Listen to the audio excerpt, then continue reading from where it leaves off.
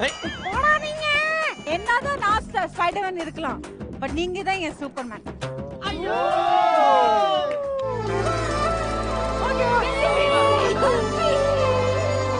சிவாங்கி, நீ எந்த ரூபத்துல இருந்தாலும் வந்துரு.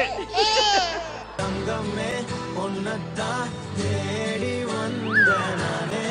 சாப்பு சர்க்க பார்த்து ஆடாதீங்க.